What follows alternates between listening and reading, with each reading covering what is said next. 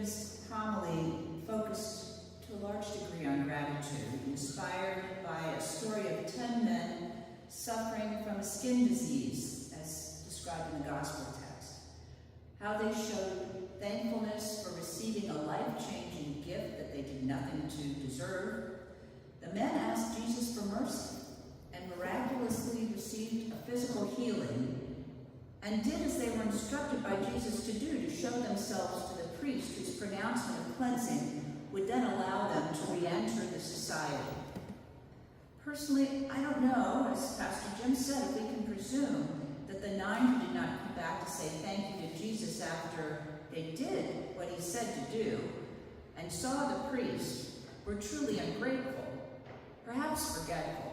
Perhaps they did have other things that took them off that path. As a child who has felt genuine gratitude for a gift received from a distant relative, but somehow never remembered to write a thank you note, I might give these guys some slack. However, Jesus had a slightly different point to make about it being the Samaritan who came back, praising God for his healing, and through that faith was made whole, not only in body, but in spirit.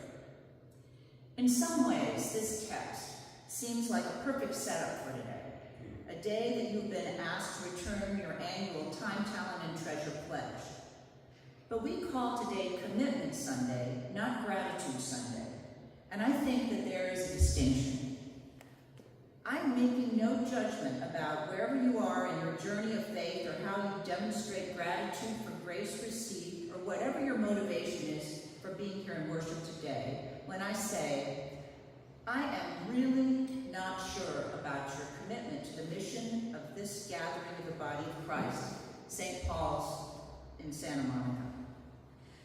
And the reason I'm saying that I'm not really sure about what time, talent, and treasure you might be willing to commit to supporting to this welcoming RIC community of faith, its excellent worship and music program, its devotion to social justice and supportive agencies like the Westside Food Bank, its decade of preparing excellent pastors through an LGBTQIA internship program, its financial aid that allows our youth to go to national gatherings and helps underwrite tuition for our Lutheran college students, the incredible work of the peacemakers in preparing quilts for the newly baptized and for distribution around the world through Lutheran World Relief, its welcoming vibe, its good coffee hour, and not to mention just the plain fun of the chili cook-off or the bouncy castle or the Christmas pageant or Oktoberfest or the Hollywood Bowl field trip or the Easter egg hunt, but I digress.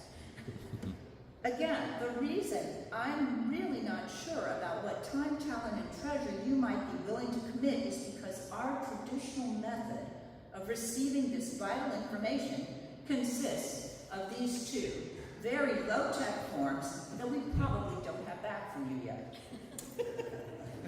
Now, why does this matter? The answer is not in a specific Bible verse or commandment, but more about your willingness to be a sustaining member of the body of Christ in this place. And if sustaining membership sounds like something I stole from NPR, I'm guilty. Let me give you a concrete and very pragmatic example that applies to this local station. Last year, we received financial pledges through a commitment form from only 25% of our active members. Based on those pledges and guesstimates related to the other 75 who gave us no information, the congregation passed a budget for weekly offerings upon which our ability to pay salaries, utilities, program costs, and maintenance relies. As of this moment in time, we are $25,000 behind from what we expected based on those projections, so it's going to be a little bit of a challenge to make that up in 2.5 months. Moreover, the Stewardship Committee has shared with you in temple talks over the last few weeks a vision for even a wider ministry than we've had before in 2026 that celebrates our centennial year with a 5% offering challenge increase. I'm part of a group that is in the midst of preparing a budget for 2026 to be presented to you in November, and we would really like a better sense of what we, as a relatively small congregation that has consistently punched above its weight in terms of leadership and ministry, is realistically capable of doing next year. I believe in the power of prayer, but I also believe in science and sociology and economics and human nature, and I think that this is one of those moments when thoughts and prayers are not going to be enough, and we need the forms. If this Sunday is the first Sunday you have ever sat down in the pews of St. Paul's, welcome. Sorry you happened to turn on the radio in the midst of the pledge drive. I sincerely hope you will return again and to experience this marvelous worshiping community. You do not have to fill in the paper. But please stay for coffee hour. If you are one of those few who have already turned in your commitment forms, I thank you from the bottom of my heart. If anything you've heard today makes you want to update or increase or change that form, now is the time to do it. And if you would like to participate in the ritual of turning in the forms, we've got you covered, and Pastor Jim will explain how that will happen. For everyone else, whether or not you are officially a member of the congregation, I ask you now, and I mean like right now, to fill in the forms with the best information you could give at this time. With respect to the giving form, I understand that some of you are students, that the economy is unpredictable, that we have congregation members who have been impacted by the January fires or the aftermath of strikes or industries that never recovered from COVID. What I want you to do is write down what you think you might be financially capable and willing of committing to this congregation this year to help the ministry grow. And if you are not really in a position to make a plan of giving for next year, that's okay. Write that down, or check back with me in 6 months, and we will.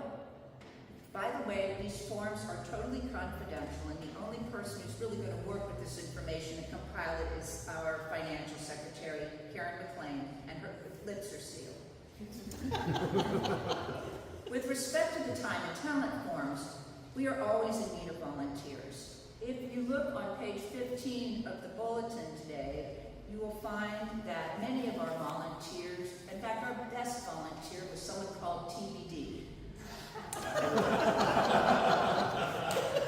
And in 2026, we will have additional opportunities for service by the Centennial Celebration and a new intern next fall. So please pick at least one thing that we could call on you to do. If there is something that piques your interest but you're not sure what the job entails, write me next to it. Or tell me more about it, and someone will get back to you with more information. Or you can be creative and make something up.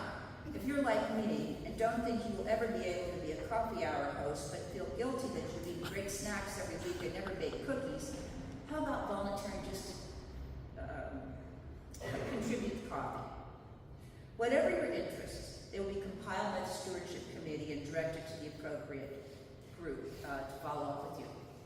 In closing, I want to thank you all for your commitment in whatever form it takes that has allowed us to continue to respond to God's grace as a congregation for 99 years, and that with your help, will make an impact in the wider church, our community, and our lives together.